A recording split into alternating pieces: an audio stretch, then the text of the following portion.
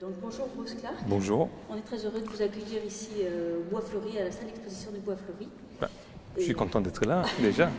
On voit votre travail très impressionnant. Et donc je dois vous dire que quand j'avais vu l'exposition se préparer, j'avais vu quelques photos, quelques images de votre travail, mais très rapidement, sans approfondir. J'ai été étonnée de voir que vous n'étiez pas une personne noire. Vous dites que chacun doit se poser, doit trouver la question qu'il doit se poser en regardant votre travail. Oui. Voilà. Moi, je pense que c'est celle-là que je me suis posée. Comment ça se fait que je pense directement qu'un homme blanc ne peut pas peindre des hommes noirs à défendre. Voilà, c'est tout. C'est énorme comme question que vous posez, parce que c'est la question fondamentale du monde contemporain.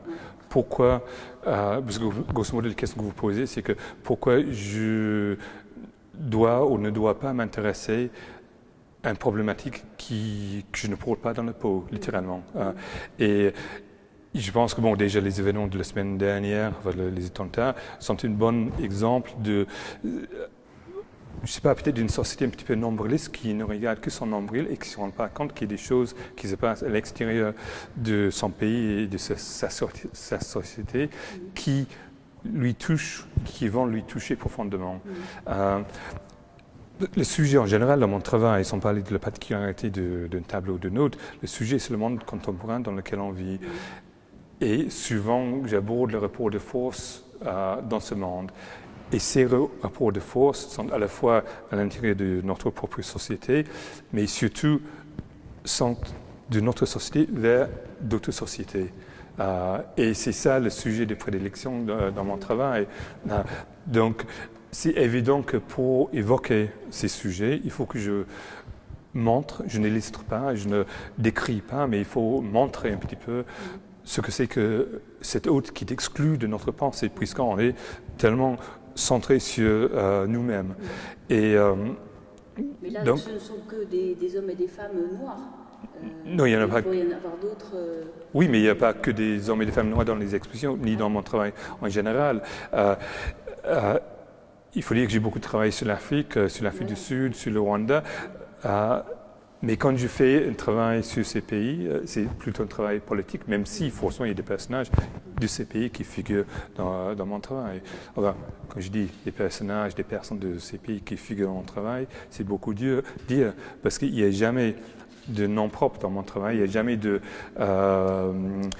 pays décrits, il n'y a jamais de situation décrite dans mon travail. Oui, on ne reconnaît pas forcément une situation particulière de violence dans un pays ou dans un Absolument, parce que tout le jeu de mon travail, c'est cette ambiguïté de dire que ce qu'on voit n'est pas forcément ce qu'on pense voir, ce qu'on pense savoir du monde dans lequel on vit n'est pas forcément exactement ce qui se passe dans ce monde.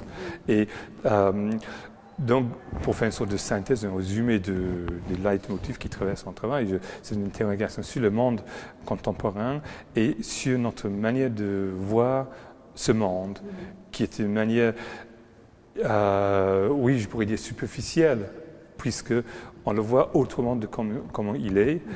On projette sur ce monde nos propres croyances, notre propre vision du monde, et souvent, il n'y a pas vraiment un travail, une tentative de décryptage de ce monde.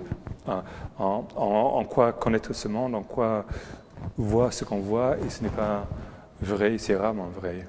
Mais votre travail, c'est une porte d'entrée, justement. Absolument. C'est ce qui provoque l'intérêt pour ce monde différent qu'on ne connaît pas et voir les souffrances dans lesquelles il est. Oui, tout à fait. Parce que, oui. C'est pas que les souffrances, mais même nous, il y a une partie de souffrance. Mais pour moi, c'était, comme vous dites, c'est une porte d'entrée parce qu'il n'y a aucune. Enfin, je respecte les limites d'un tableau. Les limites d'un tableau sont 5 cm du bord du tableau. C'était les limites. Enfin, les tableaux s'arrêtent à 104. Donc, je ne peux qu'évoquer le monde dont je ne veux pas aller. Un tableau ne décrit pas ce monde, ne donne pas des clés de compréhension de ce monde. Un tableau n'est qu'un tremplin ou une porte d'entrée, comme vous avez dit tout à l'heure. Et enfin, je trouve qu'il y a une manière un peu d'attirer l'œil, d'attirer l'attention du spectateur par les couleurs claires qui de loin, quand on regarde rapidement, ça peut paraître de la jolie peinture décorative, mais pas du tout dès qu'on s'approche. on voit que le sujet est grave. Oui, Est-ce que vous jouez de ce contraste? Oui, tout à fait, parce que je pense qu'il faut essayer de séduire le spectateur. Enfin, disons quelqu'un qui vient voir un tableau, cherche quelque chose dans ce tableau et je ne veux pas le rebuter tout de suite ou pas du tout, à vrai dire, je veux séduire le spectateur avant de lui... Enfin, j'assène rien, j'ai pas de... Bon, mais je veux séduire le spectateur avant que le spectateur se rende compte que j'aborde quand même des sujets, je pense, d'une certaine proie, hein, sinon de gravité. Oui, c'est sûr. Et donc aussi dans la technique que vous utilisez, François Robert m'a indiqué que vous faisiez donc des aquarelles souvent pour votre travail avant de passer en grand format, qui est fait à l'acrylique mais avec des jus. Oui, tout à fait, oui. C'est aussi pour garder un contraste de légèreté par rapport au sujet? Oui, c'est une manière de travailler. Oui, c'est de la technique, parce que finalement, quand on fait un tableau, c'est de la technique avant toute autre chose. Mais bon, déjà, j'aime bien l'aquarelle en tant que matière. Et c'est quelque chose qui me permet d'avoir des transparences, c'est-à-dire qu'on voit ce qui est derrière. Et ce qui est derrière, c'est le papier, c'est les mots, c'est de la matière collée, si vous voulez. Pour avoir ça en grand, il faut que j'utilise l'acrylique à peu près de la même manière que j'utilise l'aquarelle. C'est-à-dire qu'il y avait des lavis très transparents qui permettent ce qu'on voit derrière. Et bon, même quand je fais ça, souvent il y a des gens qui viennent voir un tableau qui disent « Ah oui, mais puisqu'on peut lire les mots, ça veut dire que tu as collé les mots après les avoir peints. » Et je dis « Ben non, si j'avais collé les mots après les avoir peints, on ne verrait pas la peinture derrière. » Donc, forcément, le mot, enfin le collage en général, au totalement, est derrière la peinture. Mais là aussi, c'est une sorte de jeu, parce qu'il y a plein de petites références. Bon, c'est des jeux au private joke, comme on dit en anglais, ou en français aussi parfois. C'est une référence à la fois à la superficialité du monde dans lequel on vit, enfin, ou plutôt la superficialité de l'information sur ce monde, parce que on construit ce monde avec une information qui se colle sur notre information, qui remplace l'information d'avant et qui nous fait oublier qu'il y a quelque chose de derrière. Donc c'est des couches successives qui nous font oublier ce qui est derrière. Et donc c'est un monde en perpétuel mouvement, changement, en totale superficialité. Et donc je dis, enfin bon, disons le clin d'œil que j'ai fait dans mon travail plastique, c'est de dire peut-être à un certain moment, il faut se poser et se poser les questions. Mais prendre le temps d'essayer de savoir ce que se passe, ou ce qu'on voit, et de décrypter des choses. Et bon, il y a aussi une référence au mur dans la rue, si vous voulez, parce que là aussi, on colle les affiches, on colle des graffitis, et après on remplace un graffiti et une affiche avec une autre affiche. Et donc il y a le déchirure que j'aime bien. Enfin, j'aime bien la métaphore de quelque chose déchiré qu'on voit partout dans mon travail. Oui, mais ça donne des matières aussi un peu organiques parfois, ou quelque chose comme tout à fait, oui, ça donne de la matière, ça donne de l'existence, ça donne du vécu aussi. Et là aussi, c'est à la fois technique, enfin, c'est forme et fond, parce que il y a aussi le symbolique, le métaphore du mieux qui a été travaillé, qui a été usé, abusé par ce qu'on colle dessus, ce qu'on gratte. Et ça me plaît, bon, d'une manière purement esthétique, ça me plaît.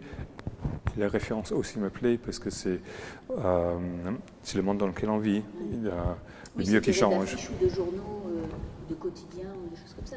Oui. Les mots que vous utilisez. Absolument, oui. Et j'ai remarqué, d'ailleurs, il y en a certains, il y en a qui sont peints aussi quand même, les grandes lettres. Qui sont peints?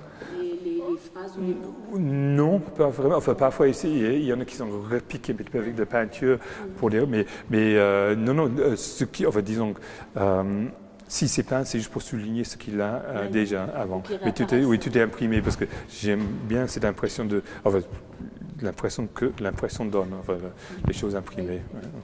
Et il y en a certaines, j'ai vu, qui étaient à l'envers, comme retournées. Oui. Comment ça se fait? Vous avez une technique Non, c'est à l'endroit, en fait. C'est pas à l'envers, c'est à l'endroit. C'est ce que c'est des affiches pour les panneaux publicitaires qui sont de clair et de derrière, qui sont imprimés à l'envers. En fait, on ne se rend pas compte parce qu'on voit. Et J'aime bien, là aussi, c'est une sorte de petit jeu, si vous voulez, parce que j'aime bien ce truc où les gens essaient de déchiffrer quelque chose. D'abord, ils pensent que c'est notre langue, après, ils se rendent compte que c'est l'envers. C'est ce qu'on trouve dans la rue, c'est les bouts d'affiches qu'on trouve. Donc, j'allais dire qu'il n'y a rien d'inventé, mais ici, il y a beaucoup de choses qui sont inventées, mais officiellement, il n'y a rien d'inventé. C'est des objets du papier trouvés.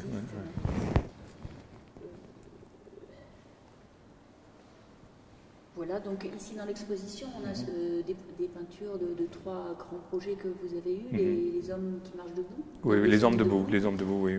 Daily Violence. Oui, c'est ça, oui. Et puis le Rwanda. Oui. Enfin, il y a le body language. Enfin, il y a 2 ou 3 thèmes qui, pour moi, avaient beaucoup de choses en commun, qui sont dans cette exposition. Enfin, le titre vient du titre d'un tableau qui s'appelle Daily Violence, violence quotidienne.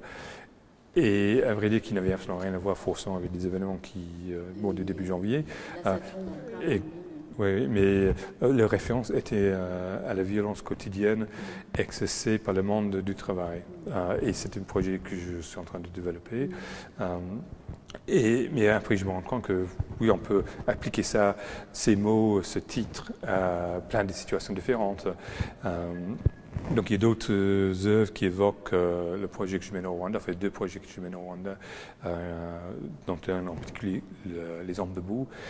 Là c'est plutôt un clin d'œil, parce que à la base de ce projet c'est l'idée de imprimer ou peindre en très grand format, 6, 7, 8 mètres de hauteur, les hommes, les femmes debout sur les lieux même de massacre au Rwanda. Donc c'est un projet qui est en cours, mais qui a été exposé un petit peu partout dans le monde, enfin, dans une quinzaine de villes différentes, entre avril et juillet. Vous avez réalisé des peintures sur des bâtiments? Oui, on est en train de le faire au Rwanda, oui, tout à fait. Et seulement au Rwanda, pas dans d'autres pays? Si, enfin bon, là en fait l'histoire rejoint un petit peu ici, parce que le premier homme debout qu'on a peint est à Bègle, en fait, et c'est à la chapelle de Maisonville, à Bègle, donc à l'invitation de Noël Mamère, donc pas trop loin d'ici, qui était réalisé en fin 2013. Donc c'est le premier qui a vraiment existé. D'autres ont commencé à exister au Rwanda et au Bénin, aussi à Ouidah au Bénin. Mais donc c'est un projet qui a comme point de départ la dignité des rescapés du génocide des Tutsis au Rwanda. On ne veut pas servir ça à toutes les sources, comme on pourrait dire, mais je ne veux pas dire que, par exemple, l'esclavage est la même chose que le génocide des Tutsis au Rwanda. Les 2 sont des crimes contre l'humanité. Ils ont une spécificité qui est très différente. Il y a des rapprochements à faire, mais pas des amalgames à faire. Merci beaucoup. De rien.